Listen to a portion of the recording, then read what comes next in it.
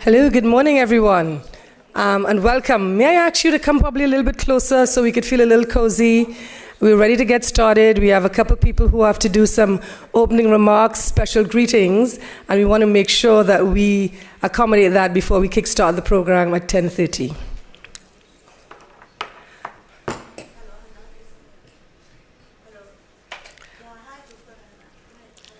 A pleasant good morning to everyone. I am Donna Marie Darlington Dawes with the World Bank Diversity, Equity and Inclusion Office. I am thrilled to extend very warm welcome to all present here today to participate in the first forum for women of color at the World Bank Group. This forum is a culmination of a series of Women of Color Empowerment Speaker Series initiatives which began in 2022. A recent World Bank Group survey by the Anti-Racism Taskforce reveals that women of color who represent more than 60% of World Bank Group staff continue to feel voiceless, marginalized, and disempowered.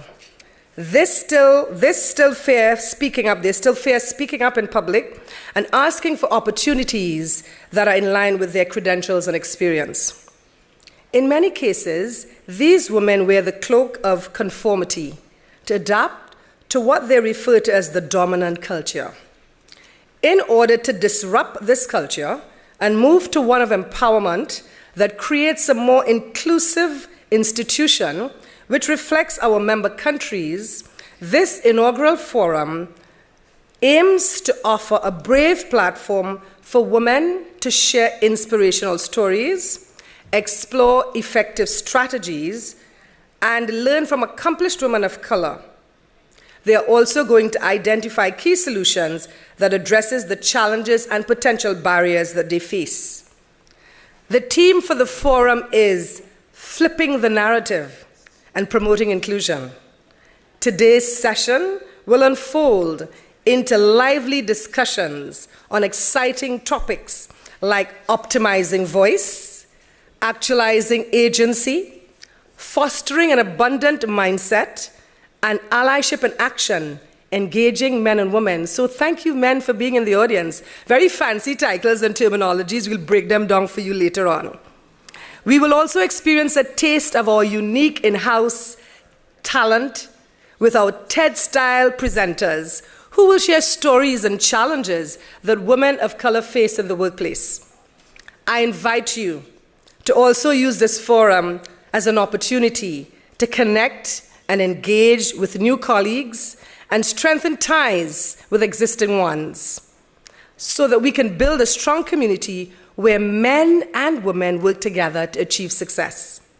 Before I turn it over to our chairperson, Talib, I would like to extend my heartfelt thanks to an amazing team of colleagues who served on the working group, our staff association partners and other key stakeholders for their tremendous support in making today possible. To our sponsors, we are grateful for the financial contributions and advice provided. Please stand for those of you who are on the team. Anybody who's contributed or you in the audience, please stand or wave. We want to recognize you. We are grateful. I now turn it over to Talib Esmail, our esteemed chairperson of the Staff Association of the World Bank Group, to give opening remarks. Thank you.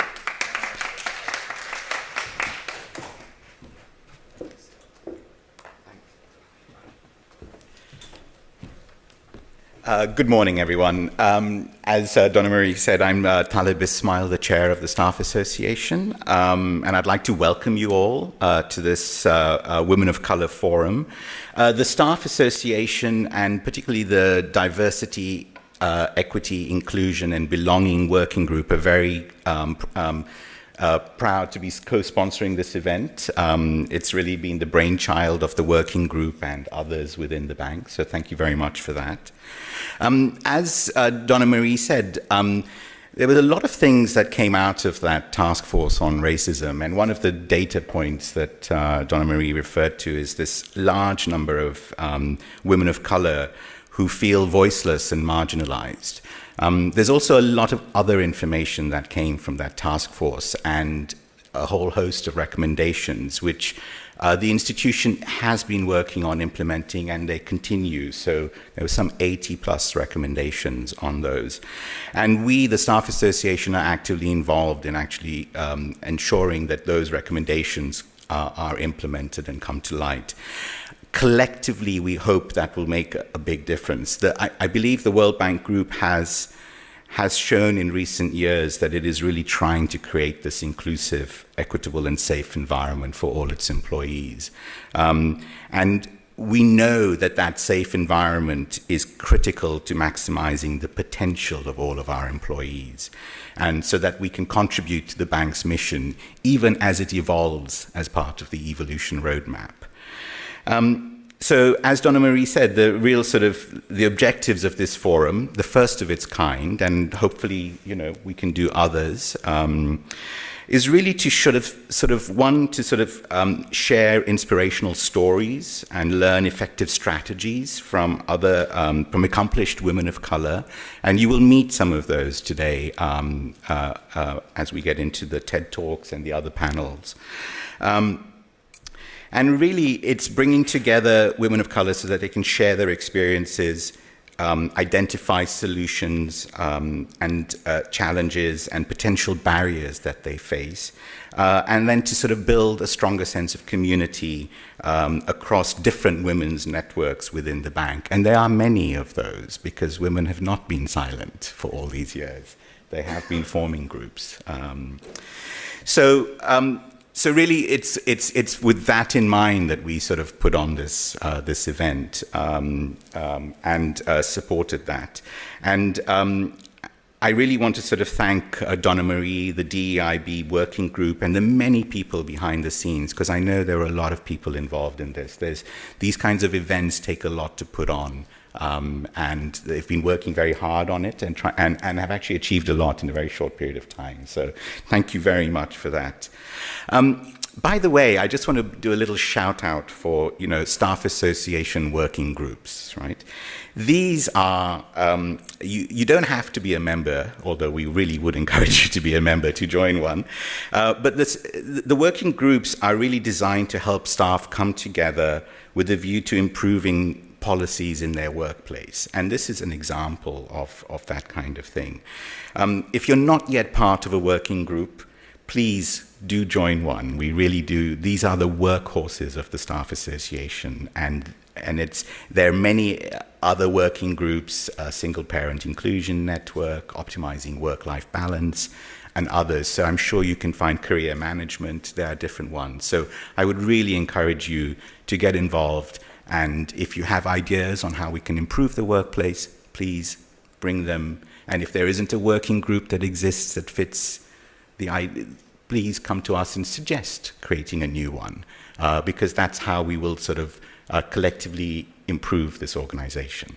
So with that, I'd like to hand back to Donna Marie, who's going to introduce the other speakers. So have a wonderful day, and look forward to doing this again in the future. Thank you. Thank you, Talib.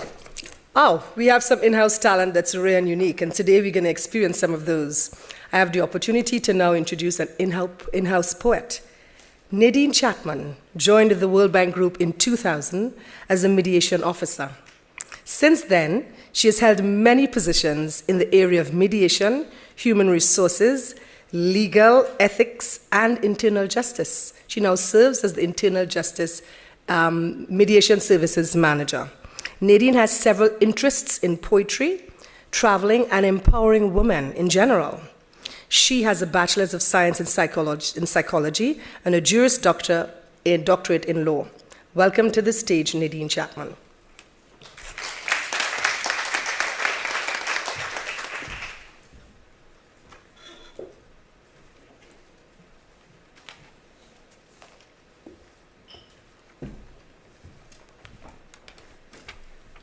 It is truly an honor to be here. I'm still getting used to being called a poet. I've been writing poetry since I was 19, but I've just started speaking publicly about my poetry. So thank you, Donna Marie, and welcome all of you. And it's just wonderful seeing a beautiful representation of women of color. We are all shades and colors, and we're just beautiful. So I just want to thank you all for being here. The title of this poem is Women of Color. Like no other, sister, friend, and mother, blanket, shade, and cover from what lurks and hovers outside our windows and doors, trying its best to unmoor our foundation, our very creation. We thrive in snow, heat, and rain, despite our turmoil and pain, a vibrant rainbow, always seeking to know how to flourish and grow. Despite the soil in which we are planted, our stories not to be ignored or recanted, we continue to make her story. For some, we are a mystery. We provide hope and clarity, stronger than any rock in life's quarry. No need to fret or worry. Better knitted together than divided, pulling the gifts God has provided. Despite our origin or place of birth on this amazing planet Earth, despite the languages we speak, whether we are strong or weak, let's paint the world together, display our vibrant feathers. Thank you.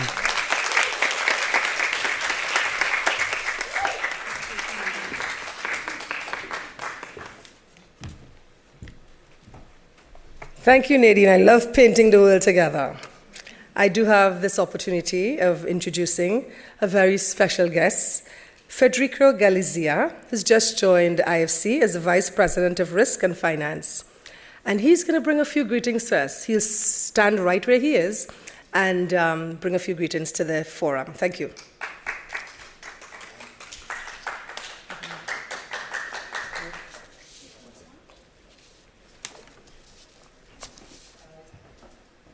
Thank you. Thank you for giving me the word. I want to make a point of speaking from the audience because I'm here to learn and because I'm here to listen. And I think the only way I can convey it if I sit with you on this side of a podium and learn and hear. I hope this is being recorded because I'm being pulled out very quickly and I want to come back and see the recording. So congratulations on launching this and putting it together. A couple of considerations come to mind. I just joined the World Bank, and I need the colleagues to let me know how I'm doing. What do I do right? Hopefully some, and please let me know if I do something right, because it's useful to continue doing it. I also want to hear from people, and I'm having individual discussions, I'm having small town halls, meeting with the teams. I often close the meetings asking the simple question, did I say something I should not have said? The Anti-Racism Workforce surveyed elaborated recommendations, and often the issues are subtle. Often the issues are not easy to explain and understand. And I'm certainly not very well placed to understand. So please tell me what I do right and tell me what I should not have said. What I want to say is that in my previous job at the Inter-American Development Bank, I was very fortunate to have a third of my senior team, 2 out of 6, to be women of color. And the reason I was fortunate was that they applied for competitive positions and they beat the competition. And I'm going to do my very best to open doors, to the extent that doors open, and the doors will open. But please do apply. because that's the only way you can be considered for career and jobs. And very often people hold back because there is a sense that they're not going to be listened to. So this is my message. I'm here to listen. Please talk.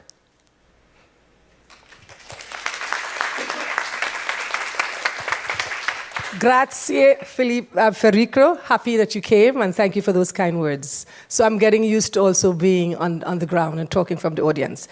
But now we're about to shift to the meat of the program, and I have the honor of introducing two very dynamic women. I'll start with Danielle. Danielle Robinson is a consultant with the Digital Development GP, specializing in inclusion of youth, women, and persons with disabilities in digital economy. She is a proud Jamaican national and serves as the secretary for the Caribbean Association of World Bank Group of the staff of IMF and the World Bank. Welcome, Danielle. Danielle also served as a part of the working group. Yasmin Bandali is our next dynamic facilitator. Yasmin Bandali Alvaro is a program officer and country officer liaison with the Staff Association, a barrister, filmmaker, and global filmmaker, and a citizen of the world that she calls both US and Kenya her homes. She believes strongly in social justice and is a sustainability advocate and biodiversity champion. I'm learning so many things about my colleagues from the working group and even from these introductions that were shared. I also have a really long relationship with Yasmin, because when I joined IFC back in 2010, Yasmin was one of the first individuals that I met. And she made it the point of duty to keep in touch with me all the time until this date. So you're in charge of this morning session. I turn it over to you, dynamic women, and all the best. Thank you.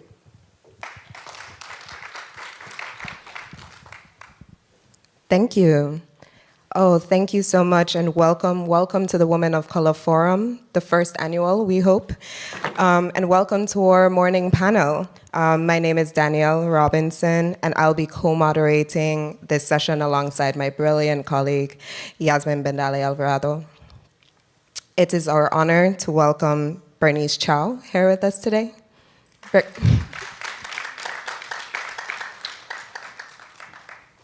We're also welcoming Hannah Edouard, who's connecting virtually, as well as Diarra Tugay as one of our panelists who'll join slightly later.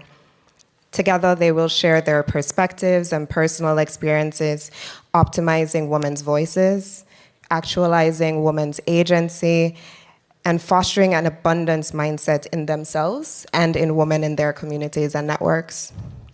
We will also have our colleagues Yara Salem and Huguette Ekambi Bella, briefly sharing women's experiences and concerns at the World Bank Group from a regional perspective.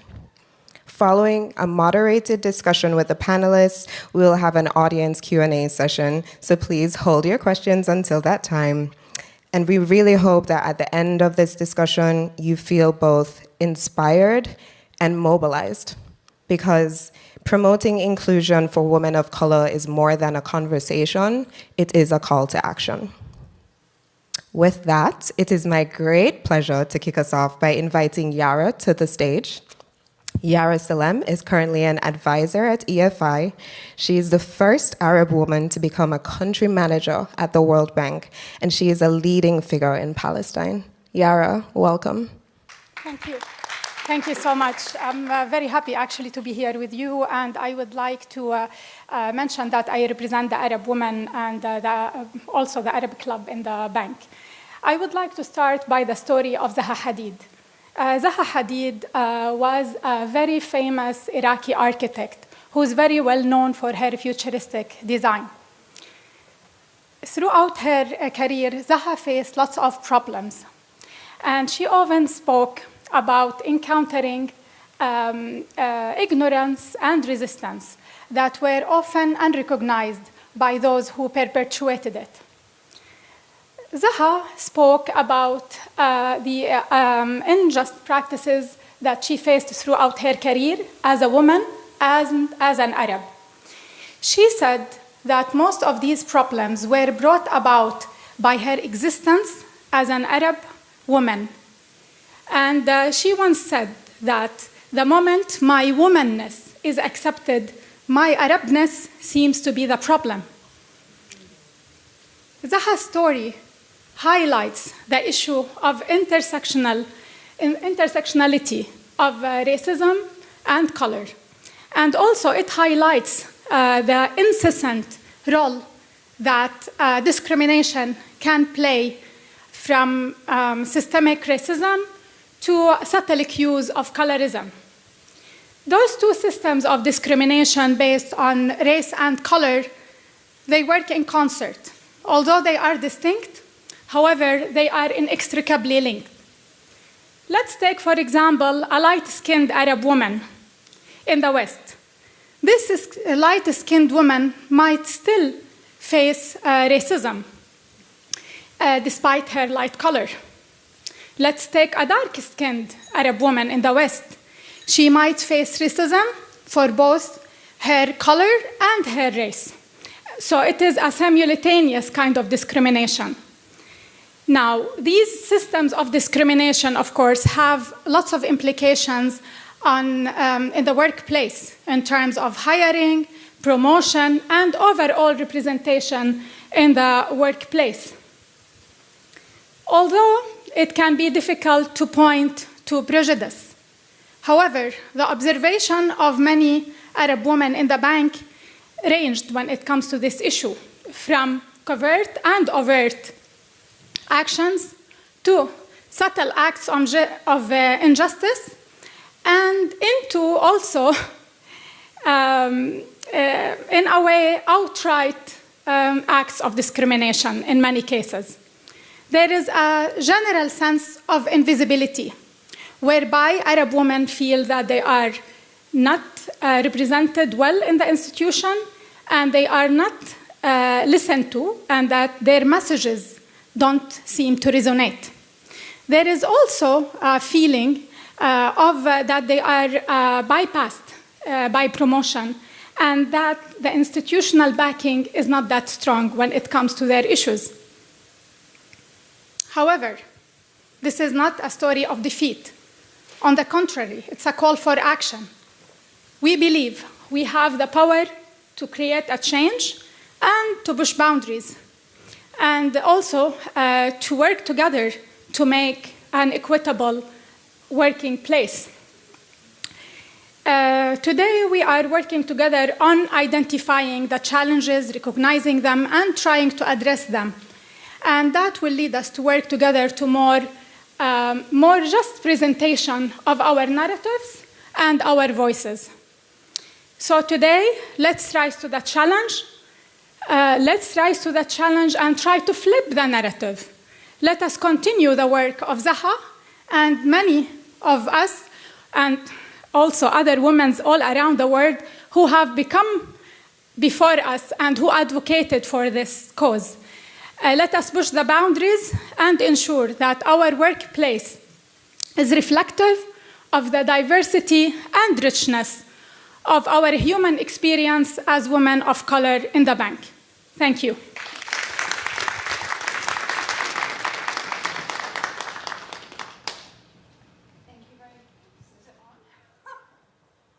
Can you hear me? Okay, now, okay, great, yeah.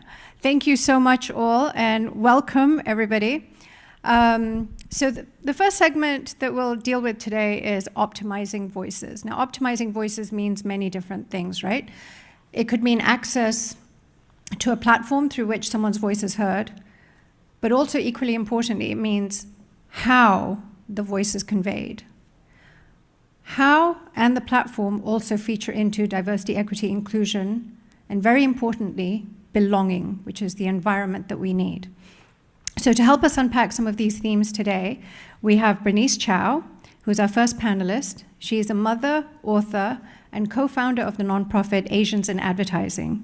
Bernice's unwavering commitment to fighting xenophobia against Asian Americans has been noted in many spheres, and she has in fact even been featured within Forbes and Nightline, to name a few platforms. Bernice is here today putting us as a priority It is her daughter's second-year birthday, and she's here with us. Bernice, tell us a little bit about your journey. Let's get to know you. Hello. Well, first, thank you for having me here. This is such an incredible honor to be included here for this really important conversation. I am a Taiwanese American. I was born in Silicon Valley in Cupertino, California. If you have an iPhone, you know where I'm from. I now reside in Los Angeles, and I work as a creative. So I actually lead a creative department.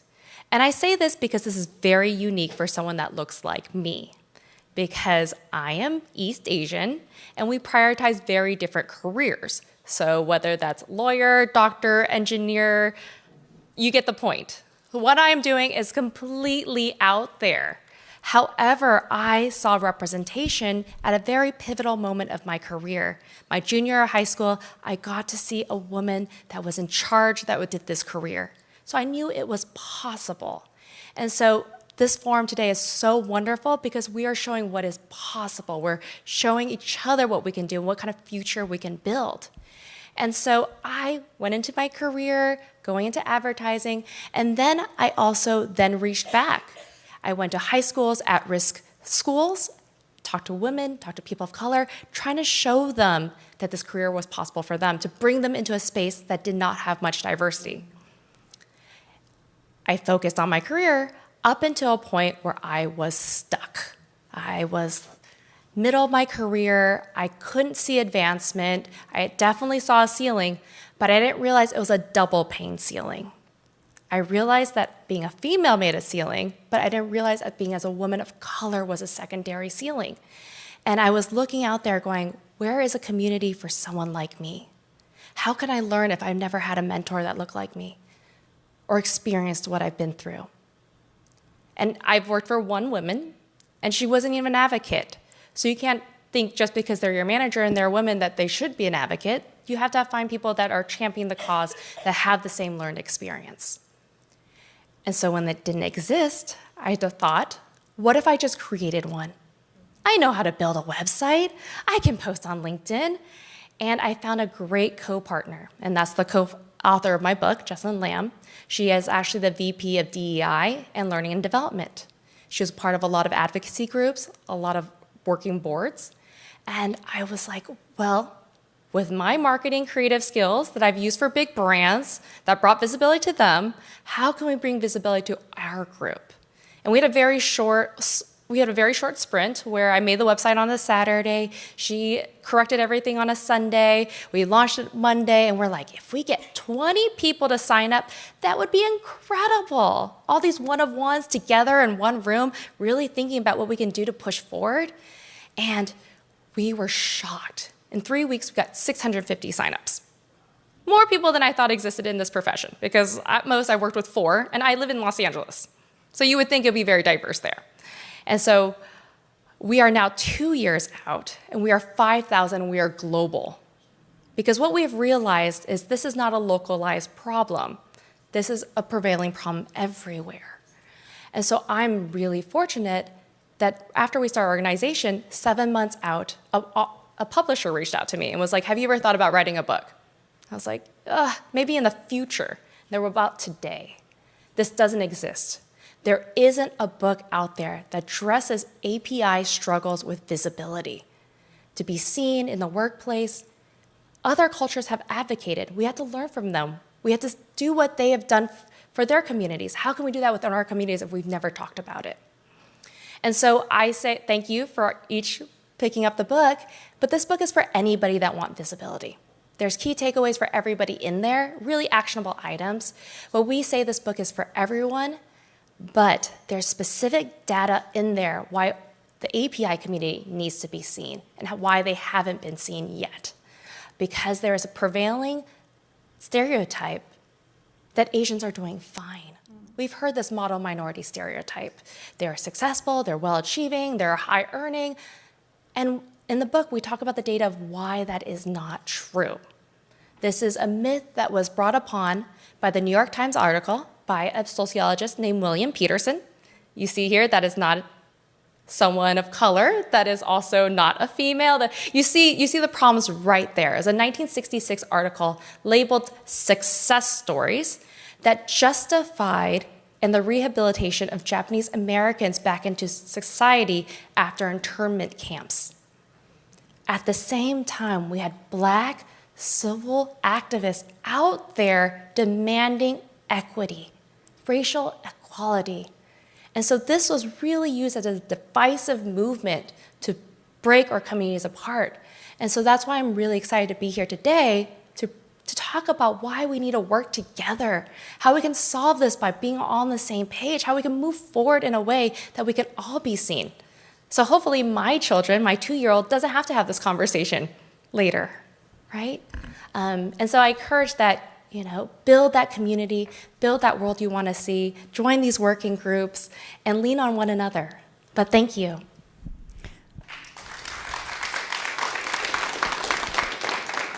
So to that end, in optimizing voices and building the communities, your book, which is outside, and we can all get a copy of that, The Visibility Mindset, it talks about the power of networks.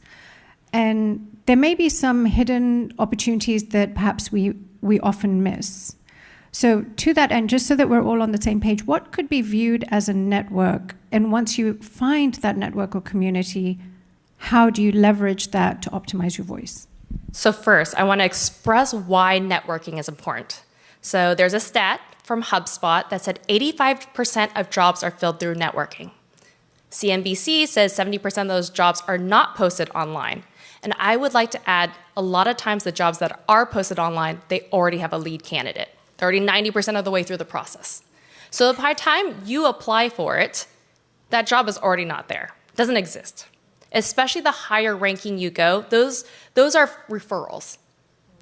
So you can imagine my shock and just complete dismay when I heard this, because I am an introvert. I went to networking parties and I just stuck with the friends I knew, my coworkers that I knew, getting my food, getting my drinks, and just going, cool, I'm here to have a good time and listen to music.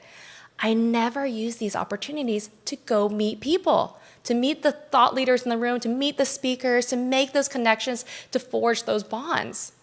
And so that is first the importance. And then I want to say how to do it, or how to find those groups first.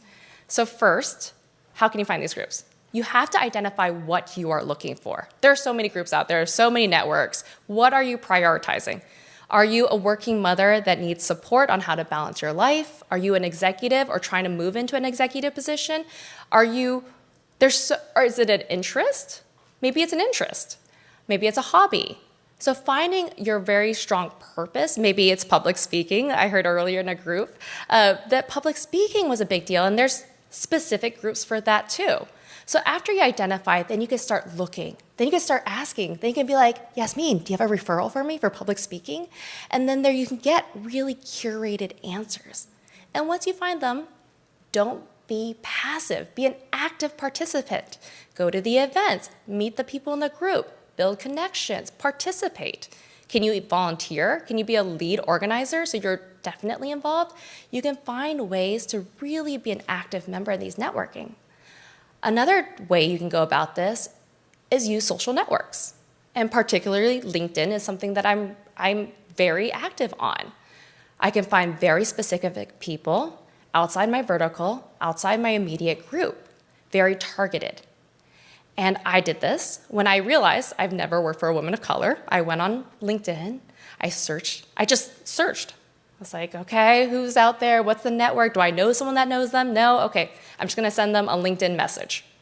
8 out of the 10 people actually responded. I set up my email very straightforward. It was, I love your career, I love what you do. Very straightforward points, of a couple great points in their career that really emanated. And I said, I am a mother of 2 children. I've never worked for a woman of color. I would love to learn from you. I would love to get career advice. Can I please have 30 minutes of your time? And I got those conversations. I learned so much from these things.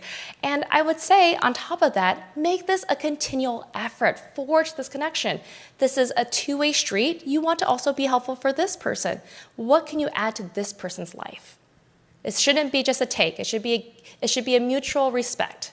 So I like to send gifts. I usually send like a $10, $15 Starbucks gift card. Here's some actual coffee money for this time.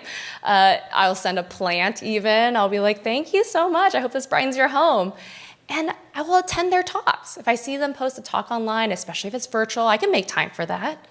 I can then take that talk, screen grab, and say, thank you for this talk. Here are some key takeaways. I learned so much. You can celebrate this individual so they recognize that you appreciated them for their time. I've had people reach out to me, then follow up with what they did with the advice I gave them. And I was like, that is amazing. So I not only gave you my time, but you're telling me it meant something to you. So these are just little ways to build that network, knowing how important it is to grow this network over time so that you have these advocates for you. I absolutely love that, but I also want to note if anyone ever networks with me, please do not send me a plant. I do not have a green thumb. That plant will die. It's not my fault. There's only so much I can do.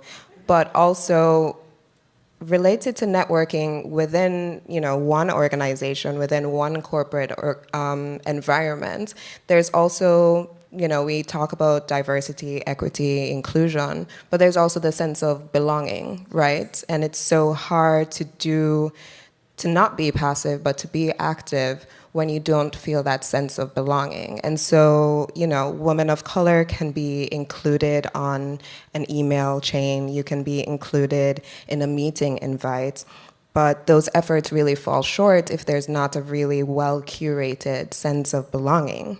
And I think related to that is the prevailing sense among women and among women of color of imposter syndrome, right? Where you feel doubt about your own abilities or your own right to even be in a room or on a stage with such fabulous women, despite objectively being qualified and being high performing.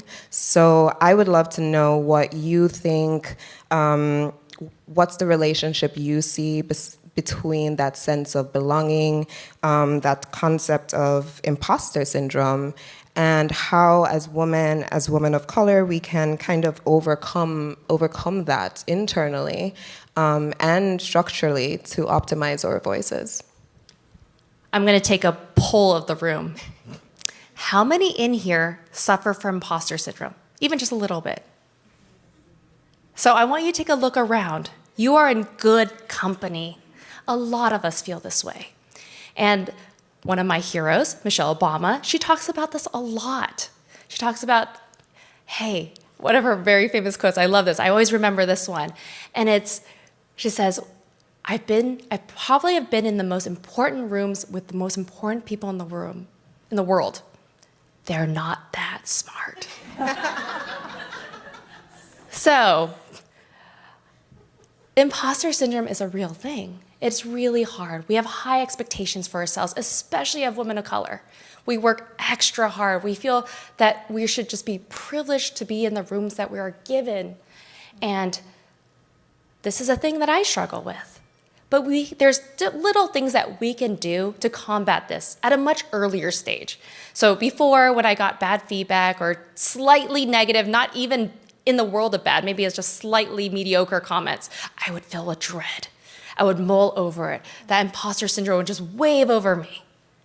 Now, I have certain key strategies where I can quiet that chatter in my voice, in my head. I can be like, they said that, but that's not true. So how do you get to that place? So first thing, we have to celebrate our own achievements. I think we work, and we try to show up. We try to show up 200, 500%. But how often do we just stop and go, I did that. That was pretty good. That was pretty amazing. That was pretty wonderful that I did that. I accomplished that. I was also told to save a praise folder on your desktop. So if you get a wonderful email, just throw it in there. And when you're having a bad day or you get that mediocre feedback, you could open that folder and be like, there are people out there that reaffirm that I am doing a good job. Seek support. I have a friend that tells me how it is. I have one in my personal life and I have one at work. And they center me. So if I'm ever in a room and I go, whoa, that was a little, not the way I wanted that room to go. I'll be like, did you feel that too? Was that strange to you? Did that feel a little off? I have my other friend who's very brazen, and I love having allies like this in the corner, and I'm like, what, do you think I'm this? And she goes, no, you are amazing. You are incredible. She is my hype person. So find that hype person in your life. It's so incredibly important, especially if you have a low day. They know you better than you know yourself, and that's so important. Have a growth mindset.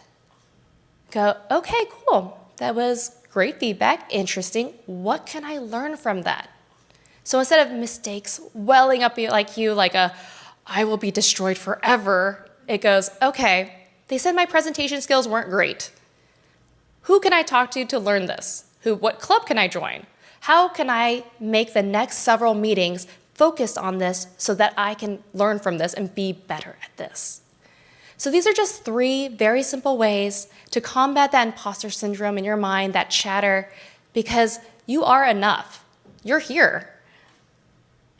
You deserve to feel that way. And know that you are in great company with a lot of people who also need you to hype them up.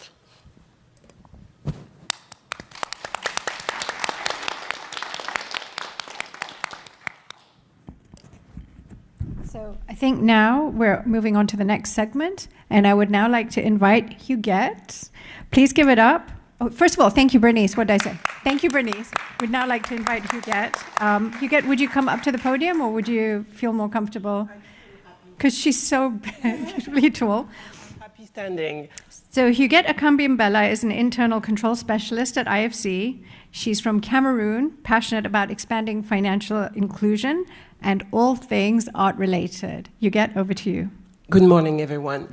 I'm excited to be here, and as Nadine beautifully expressed in her wonderful poem, women of color come in all shapes and forms, and it's beautiful to see so many of us today.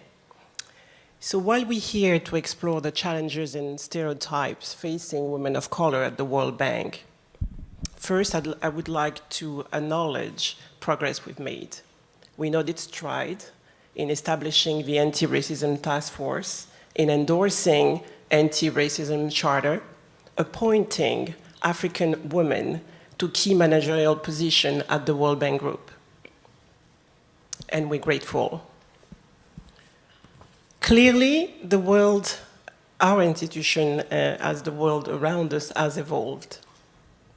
Yet, there are many obstacles to overcome. As African women, we face challenges ranging from deeply institutional racism to microaggression and racial bias that will derail one's career, dealing with 1,000 cuts. When we, as African women, step into a room, when we attend a meeting, often our views are dismissed. We're talked over, ignored. We feel as we're not on an equal footing with our other colleagues, despite similar background, experience, and academic achievement. We feel the viewpoint is that we have zero credibility. We feel voiceless, undervalued, less likely to be retained, more likely to stay longer in a grade, more likely than others to have cases at the tribunals, and less likely to, experience, to be assigned work with less visibility, or more likely to experience racial bias. I am representing the voice of African Women Professional Network, commonly known as AFREM, created as a safe space for African women in the World Bank. We've been at the forefront, engaging with senior management and senior leadership at the World Bank on diversity and inclusion and racism. As African women, what do we stand for? We want an institution that is more inclusive, providing equal opportunity for women of color. We can do this together. We can address gender and race intersectionality. Let's be laser focused in implementing the 80 recommendation from the Anti-Racism Taskforce.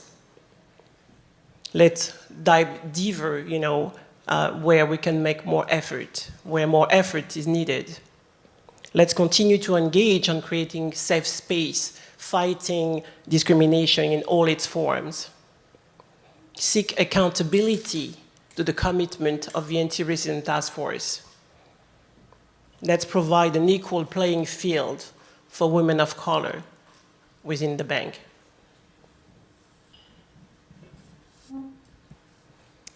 We look forward to contributing and joining forces for the women of color of the World Bank. Let's not hold back, and let's flip the narrative. Let's all embody the core value of our institution that we all stand for. Thank you.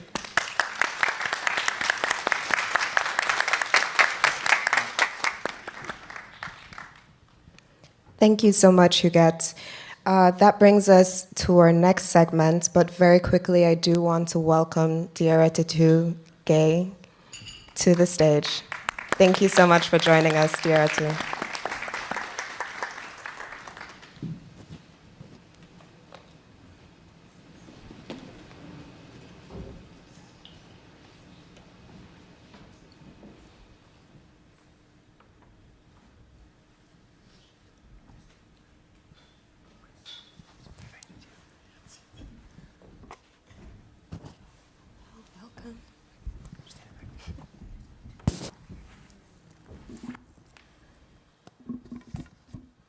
Fantastic. Welcome, Diarra. And our next segment is on actualizing agency, and we'll be speaking with Hannah Edouard, who's connected online. Do we have Hannah? Okay, it seems as if we're having a bit of trouble connecting with Hannah, which means that we get to speak with you, Diarra. Welcome. Thank you so much for joining us, and I'll leave my colleague Yasmin to the introductions and beginning of the questioning. Okay, thank you so much. Welcome, and the theme of this particular segment is fostering an abundance mindset. So this phrase of fostering an abundance mindset, a little bit different from the growth mindset, is very much based on creating win-win situations, surrounding oneself with people who see the glass as half full.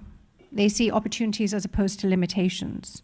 And this is a phenomenon that is gathering traction. Many articles have been written about it. Most recently, there was a publication by Forbes magazine on the same thing.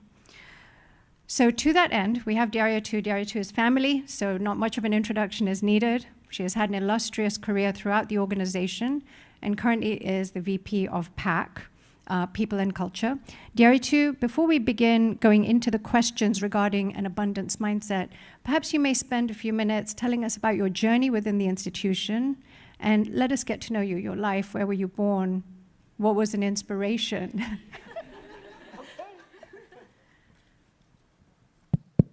All right, let me try to do that. Not easy to talk about yourself, especially in a forum of people who have done so many good things on their own, but let me try to talk a little bit about who I am, where I'm coming from. So I'm from Senegal, born and raised, went to school in Europe and then joined the bank after 10 years working in government. So I came in mid-career. When I saw Women of Color Forum, I was like, what is this? and the reason is, I never looked at myself as a woman of color, okay? I was born in a place where everybody looks like me. So I never heard about this notion of women and color until I came here, okay? Even when I went to school in Europe, you were black or white, but you were not colorful, okay? So that to me was something interesting. So when I saw the invitation, I'm like, okay, what am I going to say about that?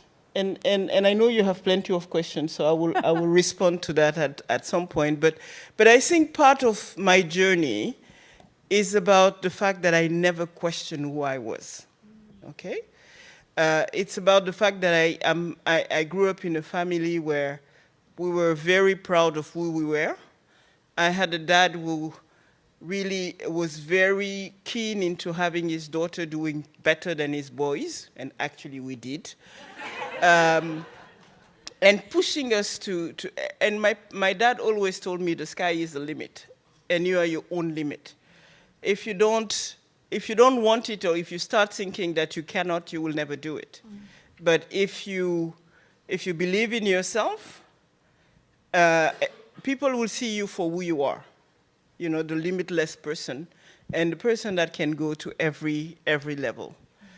And I think that really resonated with me. I think I've talked about my grandmother also. You know, she came from Cameroon, from some big family in Cameroon, married this Senegalese guy who was not that big in Senegal, moved to France during the war, you know, being an African woman, but because she was from Cameroon, she spoke German. That helped her navigate the war period. But this is a woman that, you know, she lived until she was 95, and she's somebody that really showed us that everything was possible. And having her and having my dad, I think these are the two things that really helped me in my journey in the bank and any other professional places that I've been. Thank you, and again, welcome.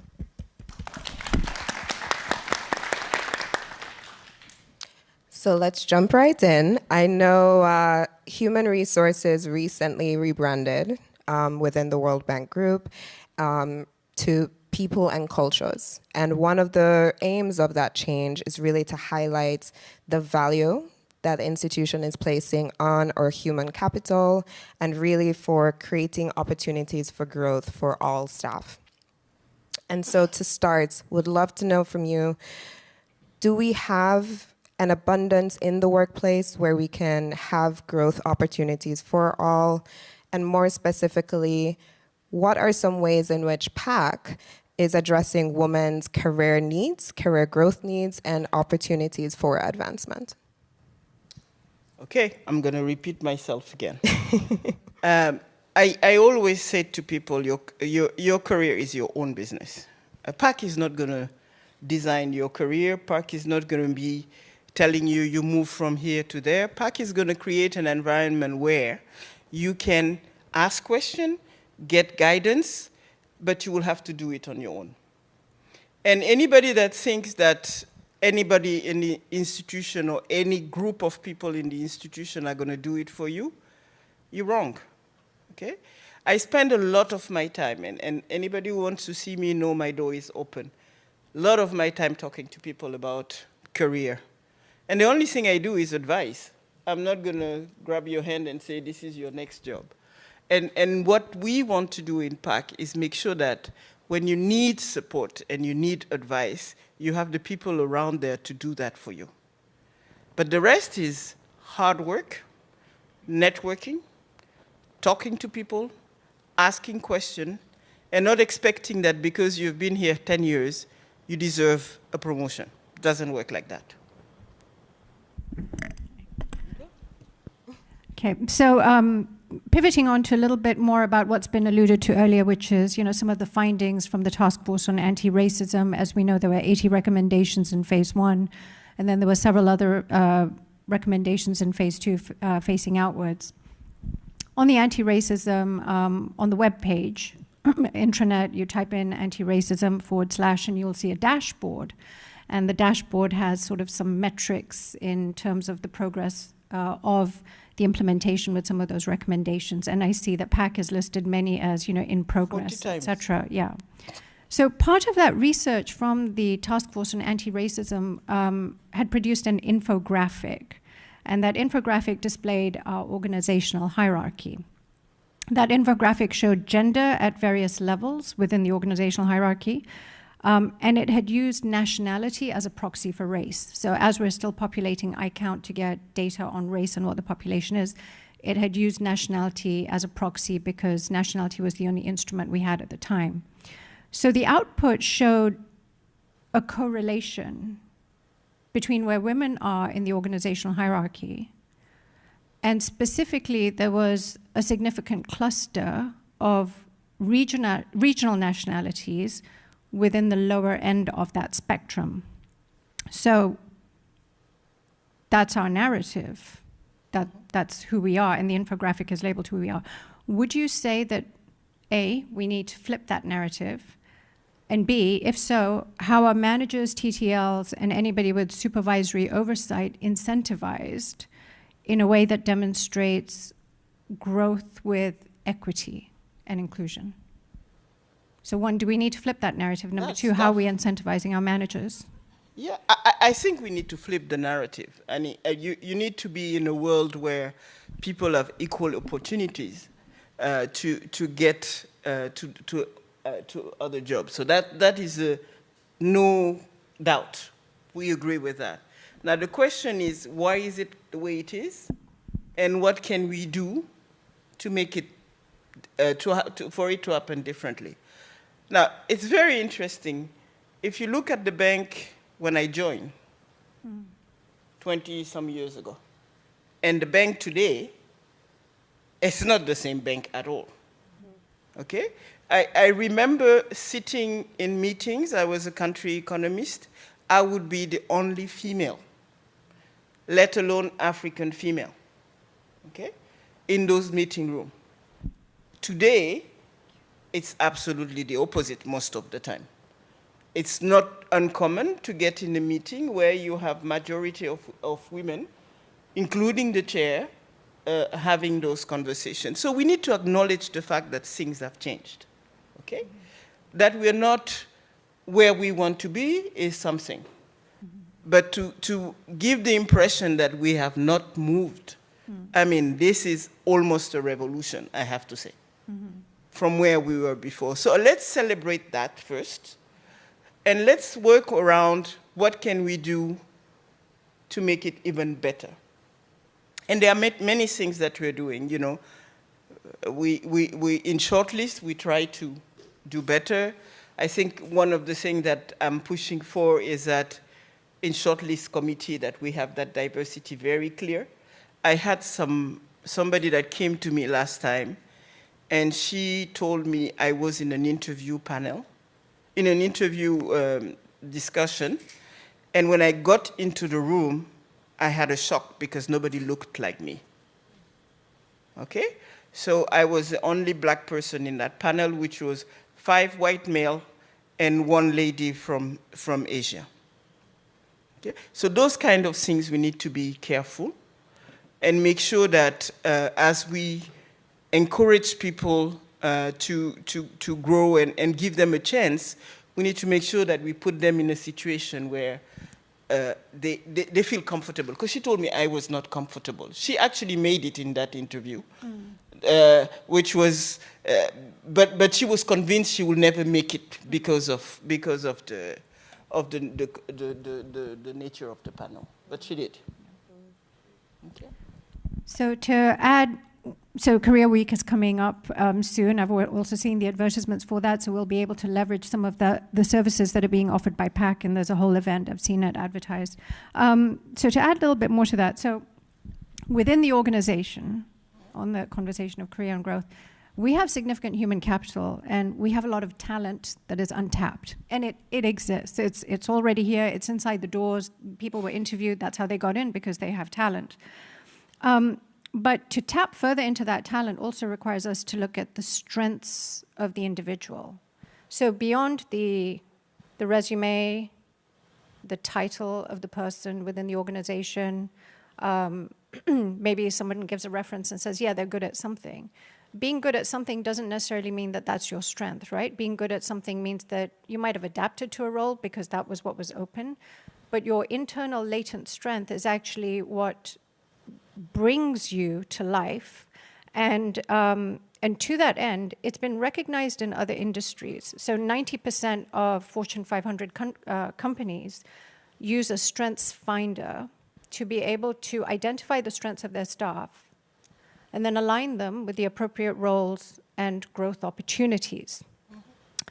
And the thinking behind that, which is evidence-based, is also that when you align the staff to their strength, it optimizes the staff's talent, and the output from the industry goes up. It is a form of ESG.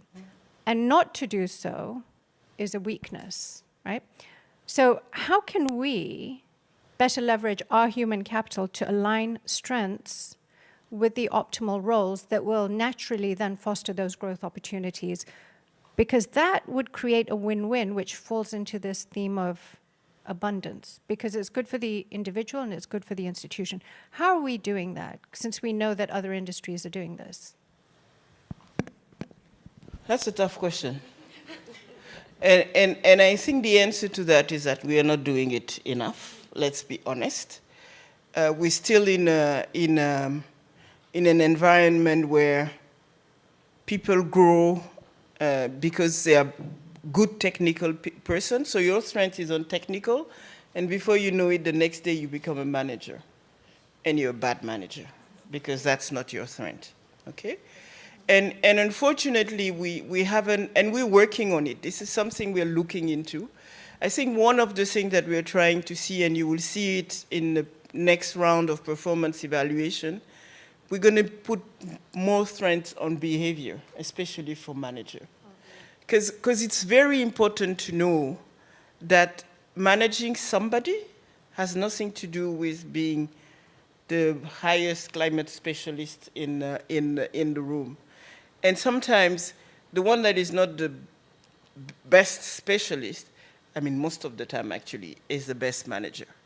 Is somebody that can help you grow, will follow you, have conversation with you, accompany you, understand where your strengths are, and using those strengths where they need to be used.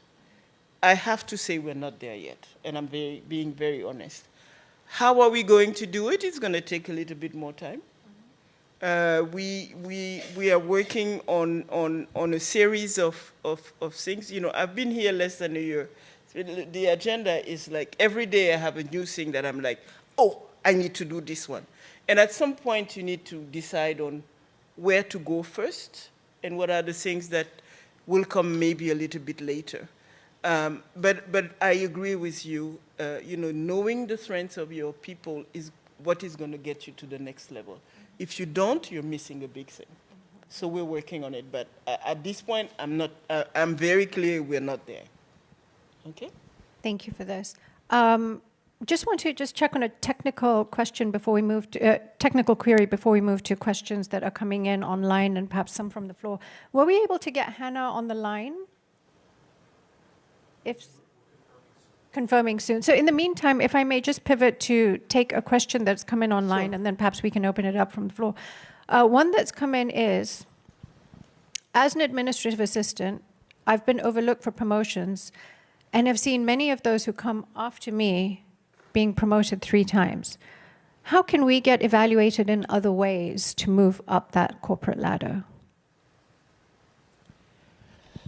Okay, let me say it's not every admin assistant that will get promoted. If you look at the story of the bank, we have now hundreds of examples of admin assistant that are now GG, GH even, okay? So it's happening. That it doesn't happen to you is something we need to have a conversation about. I cannot, you know, talk about each and every individual, but just looking at my team in PAC, I would say most of the people that are today at GF and GG started at GB. Mm-hmm. Okay, so it's possible, you know. Most of them will tell you stories about, you know, I have one in particular that did the master and the PhD while having 2 babies, and you know, sacrificing a lot of things to get to where she is. These are choices that we need to make. And it goes back to the question, don't expect the promotion to come only because you've been there for a few years. Mm-hmm. It requires that you do many extra things. Mm-hmm. And we've seen it. So it's not like it doesn't happen. it happened, and it happens quite often. Okay? Thank you so much. And we're really excited to welcome Hannah Edouard with us for our next session, for our next segment. Hannah, can you hear us? Fantastic. So our next segment, Hannah, I think you're muted. Our next segment is on actualizing agency. And really, when we're talking about women's agency, we're talking about our ability to define and act on our own goals and participate fully, whether it's in our economy, whether it's in public life, whether it's in our careers. And so when we're speaking of actualizing agency, we're talking about having the mandate, the autonomy, and the ability to make those decisions and achieve goals. And this autonomy and ability to have and make choices speaks not only to the individual level, but also the structure of any community, any organization, even any nation, and highlights where exactly these decision-making powers are nestled. And here to discuss this in more detail is Hannah Edouard. Hannah has been a human rights, women's rights, and democracy activist for over 50 years. She is the co-founder and chairperson of Iraqi Al-Amal Association, a local NGO established in 1992. She's also the co-founder of the Iraqi Women Network, which was established in 2004 and consists of more than 100 women's organizations and groups all over the country. Hannah, please let us know if you're still with us. And also, thank you for joining us today. I'll give her a few moments. Perhaps in the meantime, as we're waiting for the connectivity issues, if there are any questions from the floor, or if you do think of a question, please keep that handy because we'll be doing a Q&A at the end. Hannah, over to you. Can you hear us? I know I heard a voice, right? It wasn't in my head. We heard it. We heard it. Send positive energy. What is that? Okay. Frozen, yeah. Technology, am I right? I feel like we should all be masters. She's trying everything. I see. It actually also makes me wonder sometimes, when there's so many signals going on because everybody's either working from home or everybody's like hybrid, because we have so many people online, sometimes the bandwidth can't hold up, right? Because there's too many things going on, yeah. Microphone, all right? Sorry. Hannah, we can hear you now. Again. Yes. Fantastic. No, not fantastic yet. Speak it into being. It will be fantastic. Yes. In the meantime, Diaratu, Bernice, Diaratu, you mentioned something very interesting that I actually also have experience with, being born and raised in Jamaica, where I look like the majority, right? And so never necessarily had to identify as a woman of color because I was just a Jamaican woman going about my business, and then came to the United States. What was that cognitive dissonance a bit like? And then how, within this institution or within the work that you do, can we think about defining our identities? How do we address when our identities are actually defined for us? And just what have been your personal and professional experiences with that? Deep question. Because I'm somebody, is she coming? Because I'm somebody who is quite direct, I never, to be honest, found myself in a situation. With the microphone. Keep that microphone close. In a situation where I felt like I had to defend myself because, or I was being attacked because of the color of my skin, or what I was representing. So it's very difficult for me to answer that question because I came with the sense that, I was like everybody. And when I felt I was attacked, I would respond to the attack immediately. I will not go and sleep or be upset about it. I will just tell you, hey, calm down. Let's sit down. What you said is not something that is acceptable. Do you realize what you're saying to me? And then I move on. But I did not define my life and my time based on what I was hearing from people. I would always, on the spot, respond. And that put people in a very difficult situation, I can tell you that. And not me. Then I go to sleep. I had a case when I started. I was maybe 3 months in the bank, and I had a director that was one of those. So I went in. I was in the meeting presenting something, and he started cutting me. You come from Senegal. English is not your first language. You get in a place where you have to talk technical in a language that is not yours. It's very difficult, okay? Then you have somebody who is your boss who does not acknowledge the fact that this thing is difficult, cuts you, and really undermines you in front of your peers. Because when you come, you have to find your place. The bank is not a place where you come and you're being pampered. They just throw you there and you manage. So I had 2 days of ruminating this thing. Then I went to his office and opened the door and say, what's your problem? And he says, what do you mean? And I say, you cannot undermine me. I'm working like a dog to be accepted by my peers. I'm working hard. I don't think I'm less than anybody else. You cannot cut me when I'm in a meeting. And he apologized. He said, I didn't realize it. I said, don't you ever do it again. And I remember it was Friday afternoon, and the reason I did it is because I wanted to have a good weekend.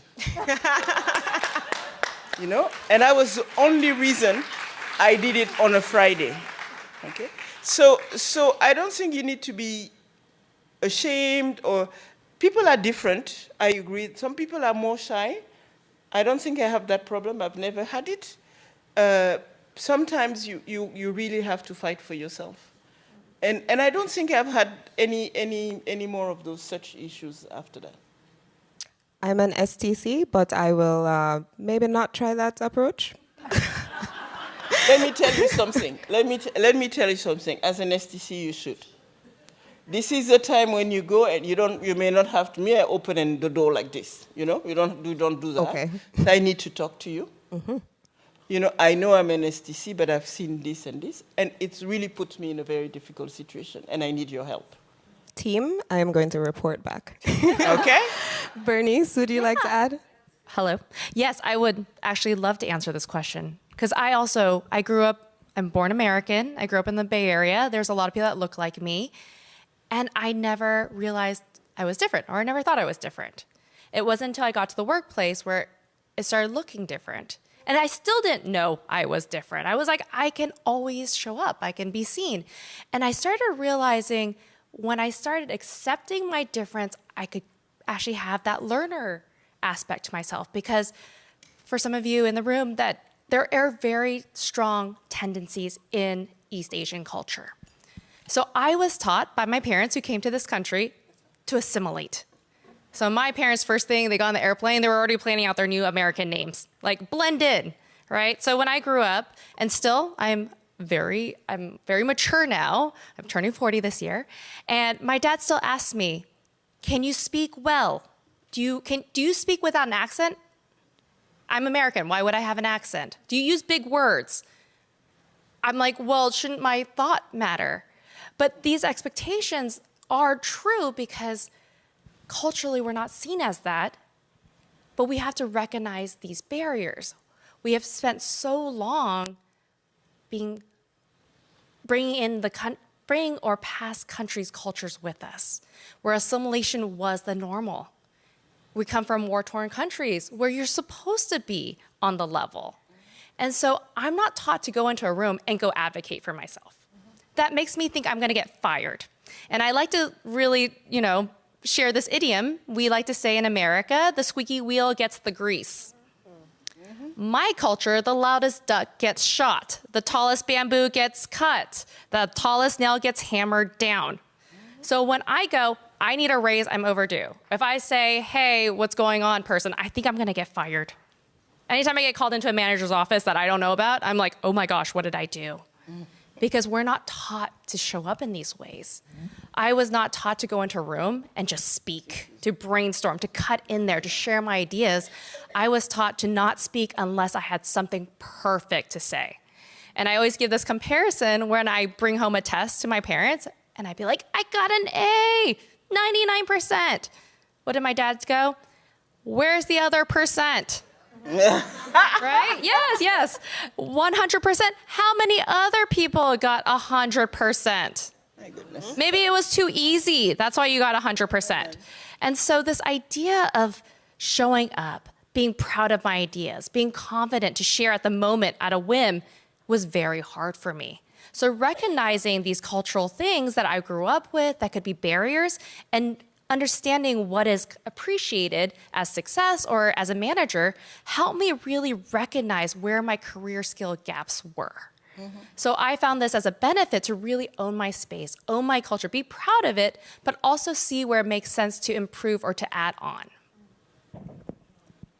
So that's interesting that you say that, because part of the reason that I think in certain cultures, you have to have that 100%, you have to be better than, is also because it's linked to a lack of resources, right? So if there aren't sufficient opportunities, there won't be opportunities. Somebody is going to have to go hungry because it's only the best of the best that will actually attain and get those resources, right? So you had to be the best doctor, the best accountant, the best lawyer. And if you weren't any of those, you won't have a job. And so the financial security rested on being the best, which comes back to this issue of the abundance mindset, right? Having the ability to create resources so there's opportunities for all at all spectrums, at all genders and at all spectrums. While we're waiting just to tweak a couple of technical issues, which I understand are coming along for Hannah, I had a quick question, I think on data that perhaps we could ask our speakers currently. Yes. So I think both of you have touched on this, but so we know that data and information is very critical when it comes to advancing any conversation about inclusion. And so would love to hear what were some challenges that each of you have experienced, either in using data as a tool for building community networks, advocating for women's justice, women's rights, or optimizing career growth for women of color. I can go first. So, data is incredibly important. And I want to start from 2020. I was watching the news. I think we were all stuck at home. We had it on 24/7, at least I did, because I was trying to see what was happening next. What was happening in the world? What was going on? Where were we at in the state of things? And one of the things I saw was data. What communities were affected by COVID?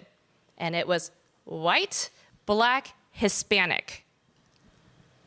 I was like, wait, I'm not even here. I'm not even represented in the data. The only time that I showed up in the news when there was a hate attack or a scapegoating. And so we were invisible when it was talked about our alien communities, but we were very apparent when they needed a scapegoat. And so this just shows you how incredibly data is for people to be seen, for communities to get that need. And on top of that, I talked earlier about the prevailing model minority stereotype. Data has helped me have this conversation to bridge these gaps, to bridge these lines, to be included in these conversations, because for a long time, East Asian women were not even considered as part of the conversation of women of color because we are seen as successful. So when I give stats that the poorest community in New York by an ethnic majority, by 29.8% are Asians, people are like, what? Asians are poor? When I say Harvard Business Review states that Asian Americans are least likely to be leaders. And these are stats I give to my mom as well, or my sister, when they ask me about the work I do and why it's important. These stats help bridge that understanding so we can bring other people to that conversation to know that we need to be included in it because we also suffer from that. And I think it's been so important to own our visibility. I talked about this earlier, to activate my own voice, because if I'm not being seen in that data, how can I make sure that we do get that representation? So I am so grateful for communities like CoQual, Status, McKinsey Group, who've done the research for this community, very recent research that then I can now state back.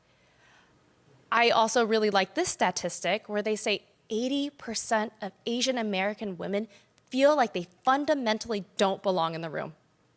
That's a huge number of people that just don't feel like they belong. And so when we say these things, it brings awareness, it brings understanding, and it helps us work together for the same cause, knowing that we're having the same issues. I don't think I can add anything to that. I think that's so powerful and so important for us to have data. And I really want to bring that to our own context in the bank. We do a lot of data analysis for all kinds of things. And then we ask people to go into eye count, and we're struggling. Okay? And this is really the place that will help us really look at who we are beyond nationality, which is something we don't do. So I really want to use this opportunity to tell people, go and do your eye count. You cannot be sitting in this room or listening to this and you haven't done it. Because this is what is going to help us to get to the next level of analysis. If we don't have the data, we can't do it. So please, that's my only plea to every single one listening or in the room. Go to your computer and do your eye count. Thanks. Did you hear that? Everyone take notes. Do your eye count. I'm very happy to say we have Hannah with us. Hannah, welcome. Yes, yes, yes. Yes. Can you hear me, please? Yes, we can hear you very, very well. Would love for you. Okay. Thank you so much for your Lovely. patience. I'm very sorry for that. Thank you. Thank No, you. you're fine. Hi. Could you tell us a bit Yeah. more about your life, your work, and your lifelong fight for Yes. gender justice? Yeah, okay. Hi, everyone attending this important forum. I greet you from Baghdad, far away tens of thousands of miles. Thanks to the World Bank Group for giving me this opportunity to talk to you. To introduce myself, really, I would like to point out the three main themes that have been the compass in my life's journey, namely love, thought, and struggle, which gave me clarity, communication, strength, and a constant quest for development. This is which I feel always. In 2004, I have been the co-founder of the Iraqi Women's Network as a non-governmental, non-partisan, and non-profit with humanitarian development directions based on voluntary work in coordinating efforts between society organizations concerned with women. Our vision is achieving equality, preventing all forms of violence and discrimination against women, and building peace. Our mission, realizing social balance, emphasizing the role of women in decision-making position, and in the process of establishing the foundation of democracy, justice, equality, and peace. IWN, Iraqi Women's Network, has strategic plan for the years 2021 to 2024, entitled Developing Feminist Action for Peace and Gender Justice in Iraq. I would like to speak a little here though. We succeeded in including in the Iraqi constitution of 2005 a quota for women in the parliament by at least 20. And the same percentage was included in the professional council. Women in parliament now make up about 25%.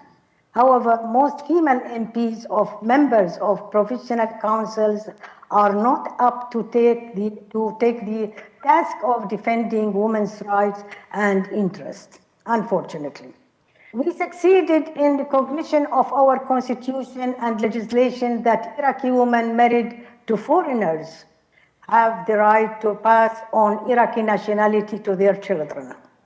One of the priorities that we have worked on and continue to do is to change the abusive male mentality towards the status and the role of women, especially tribal customs and traditions that confiscate the rights and the freedom, and to reconsider the curriculum of education, to change the negative image of their status, and to remove misconceptions that perpetuate discrimination against women, as well as changing the stereotypical image of women in the media. We have worked hard and continue to change the stereotypical status of women in Iraqi legislation, focusing on the Iraqi Criminal Code of 1969 and the legislation of the Anti-Domestic Violence Law, which constitute the cornerstone of respect of women's humanity and her protection, and to put an end to the predominance of tribal customs that contradict to human rights. We are deeply concerned about the unknown fate of more than 500 Yazidi women abducted by Daesh terrorist gangs, as well as thousands of forcibly disappeared women and children who have been subjected to brutal and liquidation campaigns over the past years. This is which I feel that I have made such, the overthrow on our working in the country under the umbrella of Iraqi Women's Network. As you have said, that it is constitute of more than 100 women's organizations and groups all over the country. Yeah. Thank you so much. And we know you've dedicated, as you've said, your life to campaigning for gender justice. You've journeyed from Iraq to Germany, Syria, the Kurdistan region, among others, before returning to your beloved Baghdad. And all the while you have worked to enhance the decision-making power of Iraqi women, and would love to learn more about what were some of the systemic challenges that you and other women faced, but also how did you build support and community to tackle these challenges? Yeah. So we are increasingly concerned and outraged by the alarming increase in violent crimes against women and children in various Iraqi provinces, which have victimized large numbers and brutal methods of attacks. These crimes often ended under the banner of so-called shame washing. We also express our deep concern about the phenomena of output, how you say it,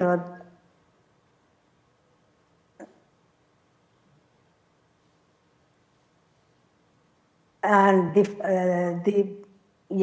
phenomena of output marriage, out of court marriage, the marriage of girls, and the denial of their education and health care, in addition to the increase in divorces, which indicate the phenomena of violence and family breakdown. This is which is very much concern to us. We care. We are also deeply concerned about the escalation of hate speech and the launching of smear and revenge campaigns during the current period against women's activists and organizations. There is a counter campaign by seeking to amend the family status law, depriving divorced mothers of the right to custody of their children, which is guaranteed by this law. On the other hand, we have made efforts to build a civil society movement that is partner in policy formulation and implementation to achieve social justice. We set out to strengthen solidarity and networking with local and international civil society organizations. And together, we have implemented various programs and campaigns for civil awareness of women's rights and public freedoms, monitoring surveillance of violent crimes and violence violations of women's rights. Training and empowerment program at the level of local communities and the state institutions, and advocacy campaigns starting with the writing of the Iraqi constitution and many national legislation and governmental policies. In addition to opening we open family counseling centers, which play an important role in breaking the silence about violence crimes against women and girls, and in providing psychological, social, and legal support to survivors.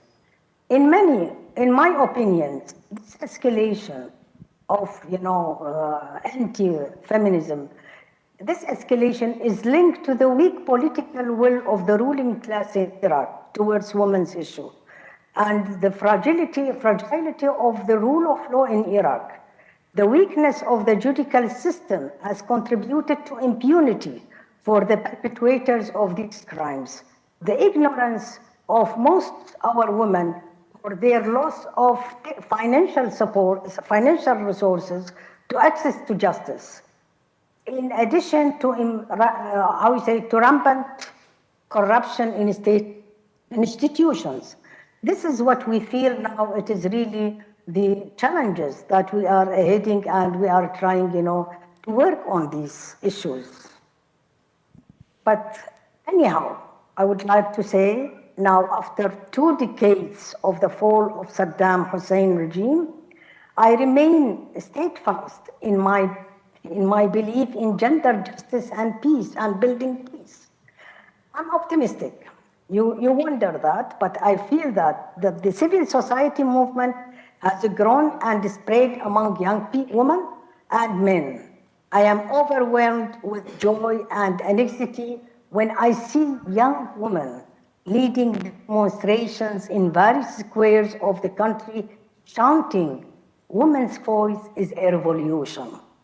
I am inspired of the voluntary initiatives of youth addressing manifestation of violence against women and girls, and their participation in advocacy campaign for the legislation of the anti-domestic violence law.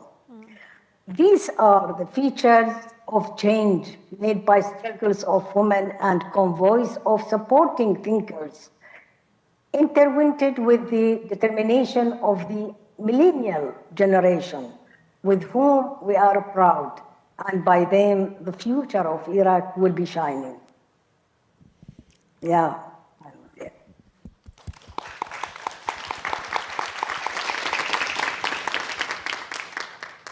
Hannah, thank you for this, and I think that emphasizes, the need for having a solid systemic component in order to be able to bring about some sort of balance within this. So I have just a general question based on your vast experience and decade-long fight for women's justice. Broadly speaking, in many countries, women are treated as less than, right? From your perspective, what do you think it is specifically about gender that has led to the persistent imbalance in women's power, autonomy, and agency? And what can be done to correct that imbalance? Yeah, as I said, this is the male mentality, which is really very negative towards the role of women in not only publicly, but even inside family. And it is the biggest challenge for us.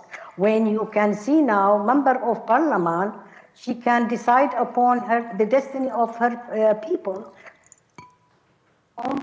She cannot decide upon the destiny of her children or about herself.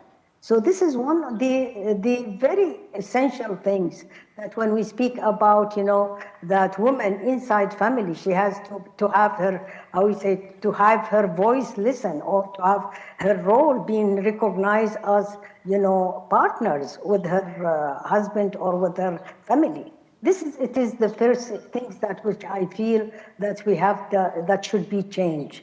And due to to this fanatic, or sometimes you can speak about the fanatic religious, that they try to to explain it in wrong way, not in the correct way that equal partners between men and women in the role inside family. Because I feel family is the essential things when people grow up, or when children and women even, if they participate in partnerships and in way of understanding, in way of dialogue, in way of listening to each other. This is the importance issues when women or when everybody will be raised up with, recognition of the others. So we are trying really to get this very essential things, as well as I said, that we are trying to make solid solidarity and to break silence about the crimes and violence against women. This is very important issues, where we try also to attract young people and to attract the intellectual to our. And I think that we have succeeded on these issues, because we could really, drop off a number of draft legislations against women's interests in Parliament. And this is due to our networking, to our strong solidarity and support amongst us, and as we have tried to mobilize society towards our issue too, to support our issues. And which I feel always young people they are the main things, that because they have the right time, the current time, and the future. This is what we build on, and we try to continue on these issues. And I feel, as I said, I am optimistic on this way. Thank you so much. We want to take the opportunity to open to any audience questions. Yeah. Yes, there is a microphone, please.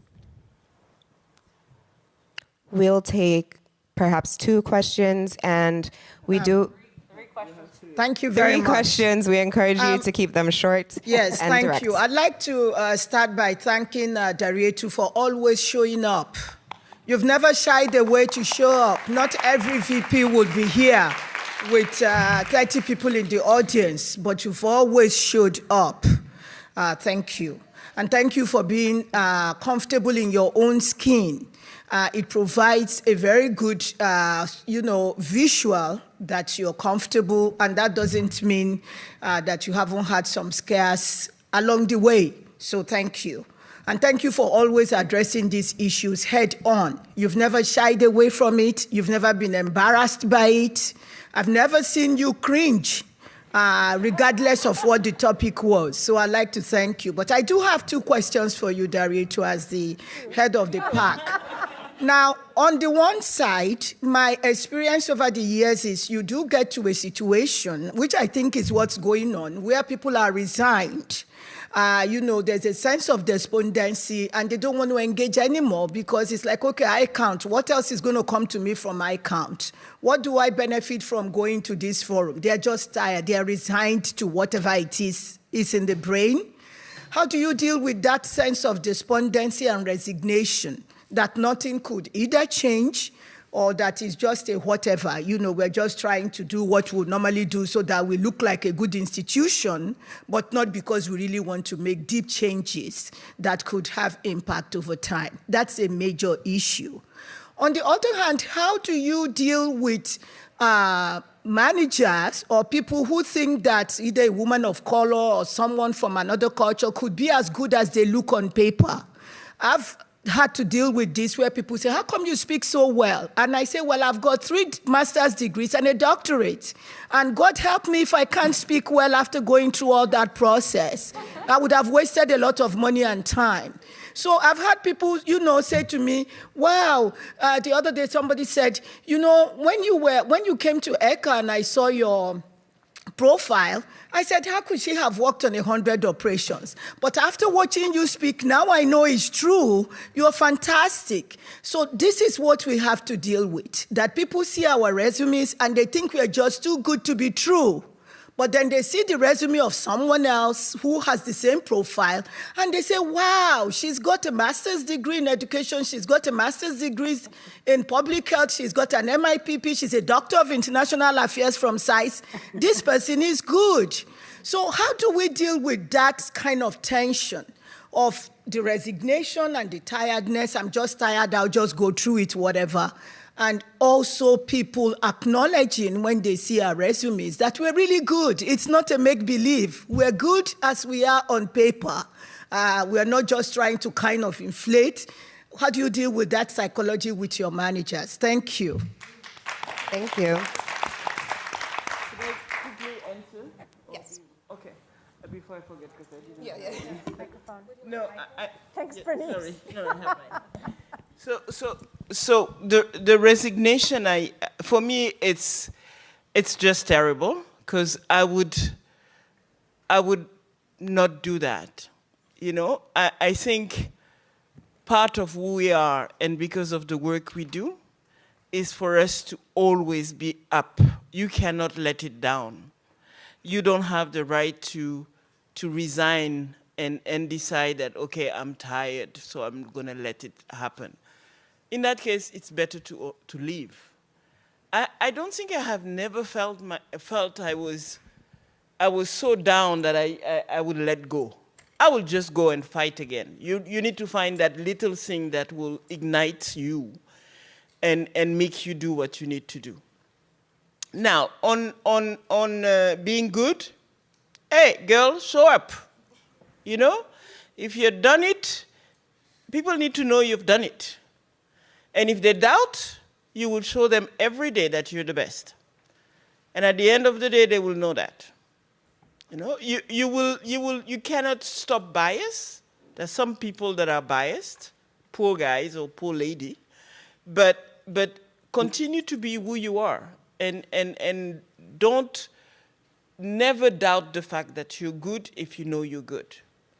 And put the work that you need to put in to make sure that people recognize you as being who you are. And don't try to be someone else. I always tell people, don't try to be someone else. It's so much easier to be you. Okay? Thank you. We'll take 2 audience questions. Thank you so much. My name is Li Ting. I'm from IFC. Thank you for the inspiring presentation and all the speakers. Actually, I have one question because after today's the incredible event, I just feel I can do a lot of things, and I have a lot of things to do, like for applying and working hard, and also keep networking. But my question is, how can I get my support from my Chinese parents, because they have their stereotype. They think women should have a comfortable and easy work, and you should push your husband instead of yourself. And so that's my first question. And the sub-question is, how can I get my manager support? Because I think I joined in IFC last September, and I'm trying to, and I try my best to be active. Because I have a law degree, and my NYU law school sponsors me, and I'm a fellowship at the first time. But now, sorry. Please take your time. Yeah. Take your time. Breathe. My parents don't support me, but my husband supports me. So I just want to know how to get the support from my parents and my manager. You're okay. I'm okay. Well, I want to just say you're very brave for sharing that. So thank you for sharing that vulnerable moment. I also don't have parents who have any idea what I do. And I know that for every person that, your parents, your managers, your colleagues, I had this great advice from someone that was that everyone has their own prescription of how you talk to them, how you work with them, how you manage them, and just kind of know what the language they speak is. So for my Chinese, Taiwanese parents, they understand, they do value my work, but not what I do. They value the numbers. So I know for my parents specifically, I have to show them that this is my pay stub, and that's what they understand. So if there's something that they understand, whether your passion, your commitment, your values, this gives you drive. You find the way that you can talk to them and really relate to them in a way that you get them to understand, because they may not understand through normal means. And it's really wonderful your husband supports you and really hypes you.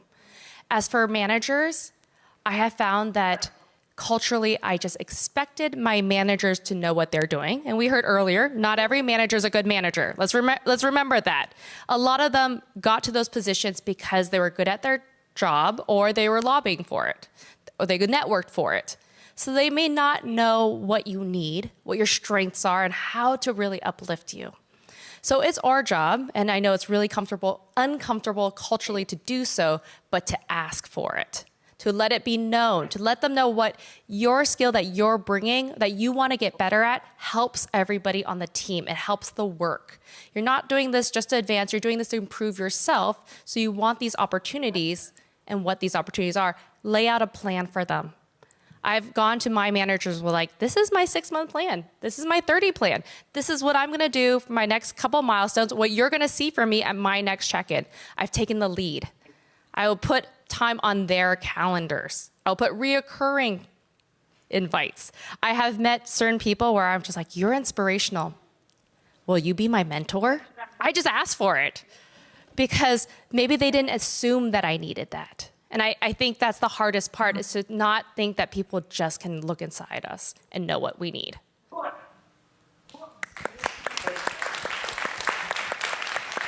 And come see me, okay?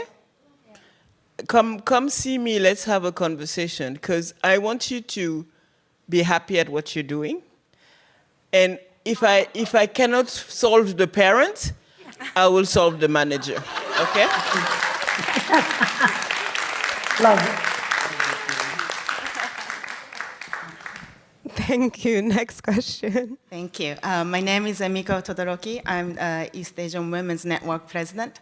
So, and I'm part of the organization committee. So it really has been fantastic and wonderful to see that this comes to life and such an important conversation we're having. So, Bernice, all what you said resonates so much to us. In fact, we are living the same problem in this institution. And imagine that if East Asian Americans face that issue, we are doubling down on that problem, because many of us come from our own countries, much stronger values of what you're expected to do, and the language barriers and then everything else that's more compounded, not being American here. So, what you said about East Asian women being least in the leadership position, this is exactly what we see in this institution. East Asian being thought that we are doing well, actually not. And so everybody was surprised when we shared the data. Actually, what we are struggling, we are the least represented in the leadership position. We are one of the least in promoted. It takes much longer for us to be promoted. And when you said, and I don't know if Diaretu, when you were here when Bernice mentioned that 80% or more of the advertised jobs in corporate America is already determined. They have already candidates. And somebody was laughing here, well, in the World Bank, it's 100%. Well, if not, really 100%, but we have the same issue. So I wanted to come back to you, Diaretu, what you mentioned, that career is owned by us. And yes, each of us do own, but there is a limit. If we don't have limit, if this labor market is working perfectly as it should, merit-based, we are not having this conversation, in my view. So what should the World Bank Group do? I think we should do more to really fix the institutional bias and racism. And we do have some ideas, so maybe we'll come back to you to have the discussion, but I just wanted to say that I think we have to do more. We can't just leave it to individual staff. Yes, we have to do that too, but there is something much bigger that we cannot fix alone.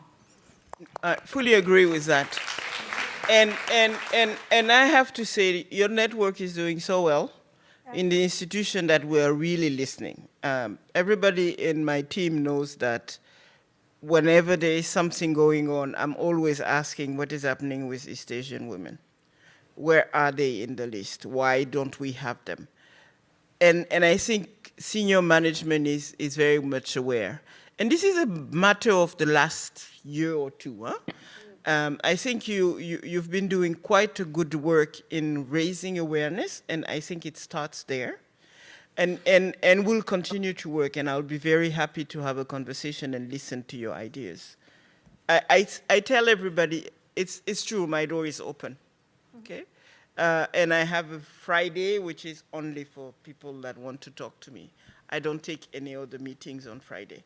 So please feel free to ask for a meeting, and I take everyone, because that's how I know. Otherwise, I don't know what's happening. It's only because people come to me and tell me that I start thinking about things differently.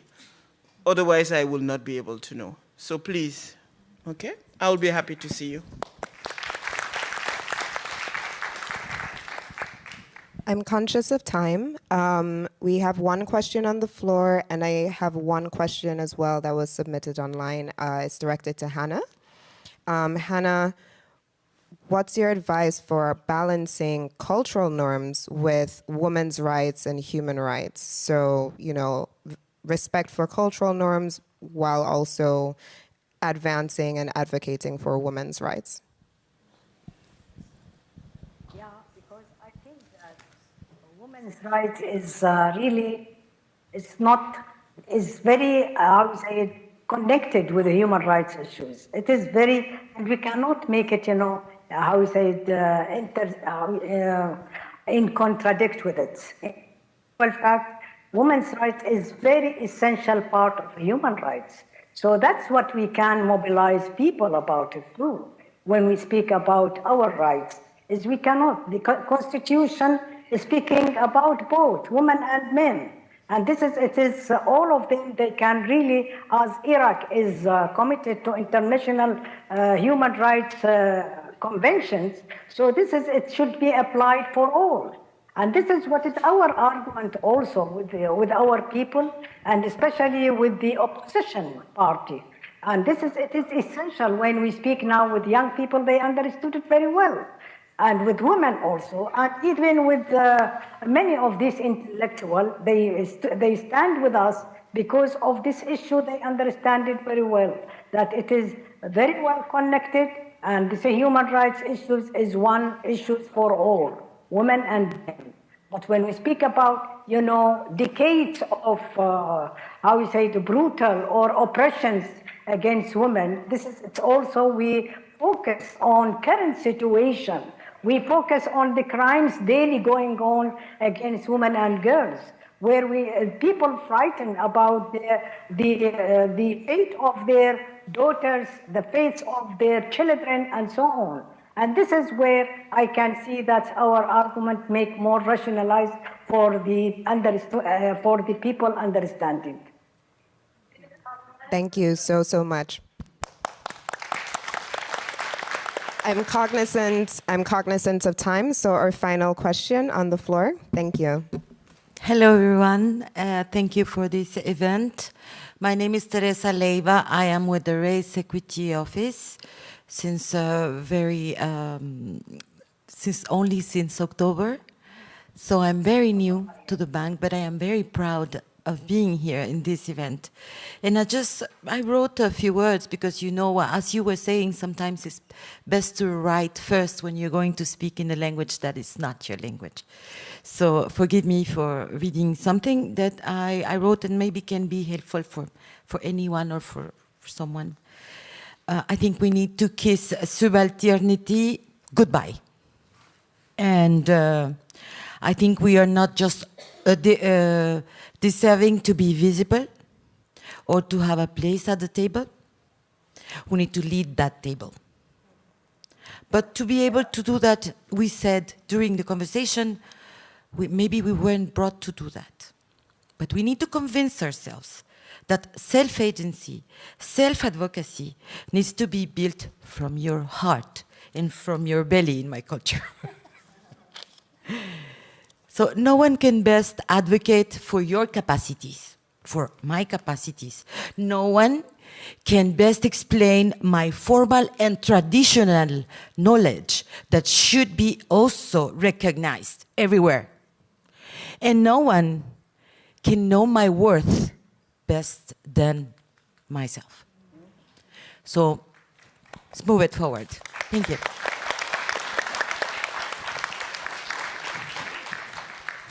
So thank you all very much. Word of acknowledgement. I am told by our comms team that we have several hundreds of people online. So a shout out to everybody who's connected. I know we're in this hybrid environment, so it can be a little tricky getting people in through the door. But a huge thank you to all the people that we can't see, but we're waving at you through the cameras because we appreciate your presence. Thank you for this very much. We've touched on so many things today. You know, we've talked about, leveraging the power of networks. We've talked about ways in which to foster an abundant mindset, which is both from the institutional level and also from the individual level. And we've talked also about how to advance one's agency. And many of these changes, they might be slow. We're seeing that there is progress. But it is also really important, I think, to recognize that one voice is one data point, but one voice can be the outlier. But multiple voices means it's a common and shared thread. And that's why it is really important, as we support each other through this journey of bringing about some sort of positive change, it takes a whole group and it takes a whole community. I'd like to first thank each of our esteemed presenters for giving us their time and sharing their valuable perspectives. So a huge thank you first to Yara, Bernice, Huguette, Hannah, and Yaria too. A round of applause, please.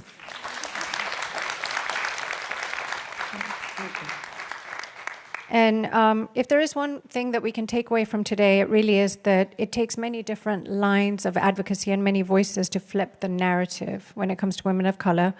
And to advocate for change requires persistence, and it also requires the unshakable vision of where we see ourselves. There's much more to come in today's forum. There is a brochure with the lineup of what happens next.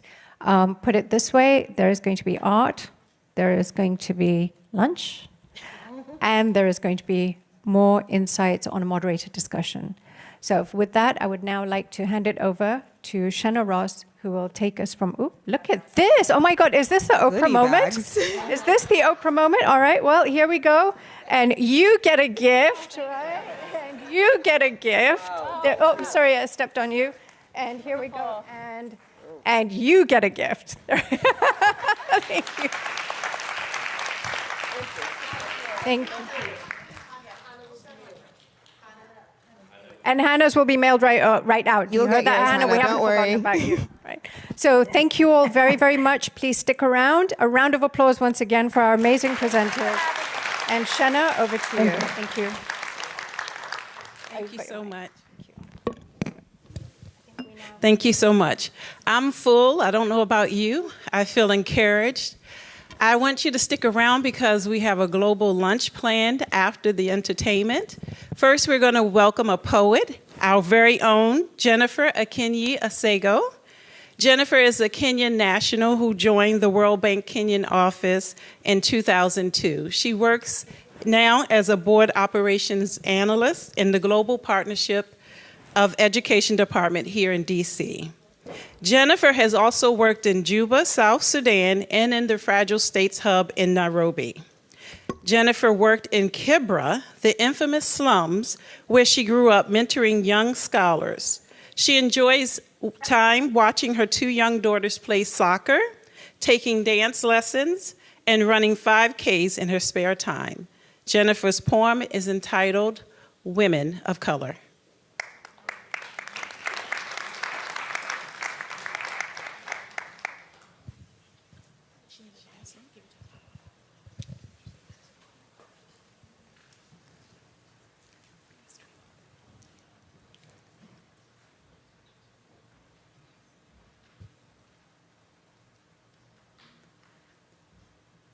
Welcome to this forum full of powerful quorum.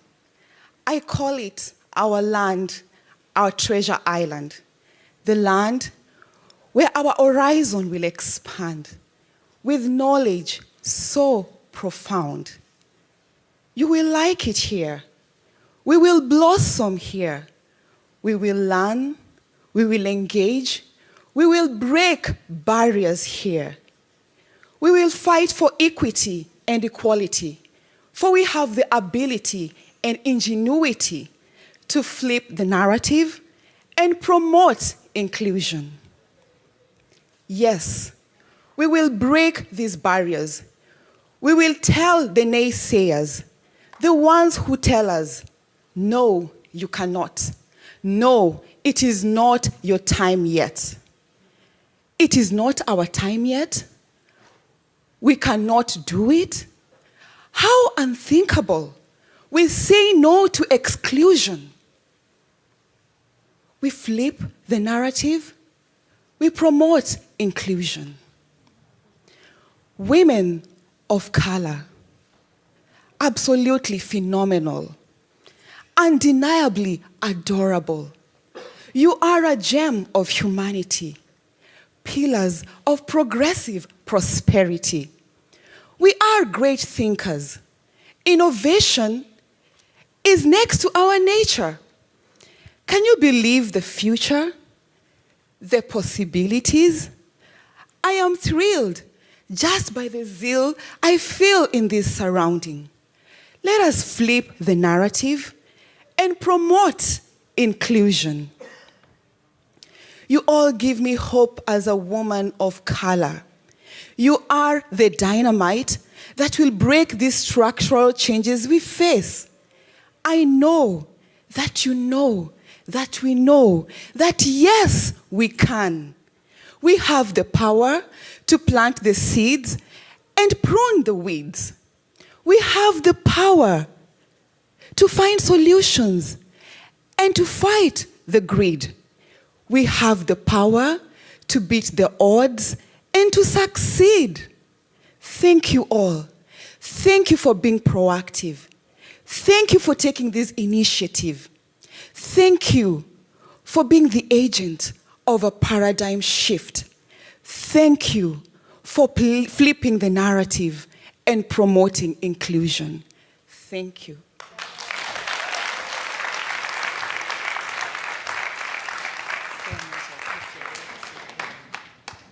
Thank you, Jennifer. Now, you don't want to miss this. We have presenting the Swan Goose Dance Troupe. The swan geese are rare migratory geese that breed near inland Mongolia, northern China, and southeastern Russia. They migrate to central and eastern China for the winter, always flying in flocks between the spring meadows of the north and the wintry reeds of the south. These wild and elegant birds have occupied a unique place in every Chinese mind for centuries. It is in this nostalgic spirit the Swan Goose Dance Troupe was formed among World Bank colleagues in January of 2013. The dancing team members squeezed time out from their busy work and life and danced together, immersed in the love for their hometowns and culture. They have performed dozens of times here in the bank and externally to promote diverse Asian culture and to serve communities. They also have lots of fun and have developed great friendships. The dancers who are performing today, and please forgive me, I practice, Anise Wan, Bobo Lu, Jingji Xu, Lan Song Zhang, Mei Zi, Zhao Fings Li, Yabe Zhang, Zhuo Yu. The name of the dance, The Night of the Ulaanbaatar.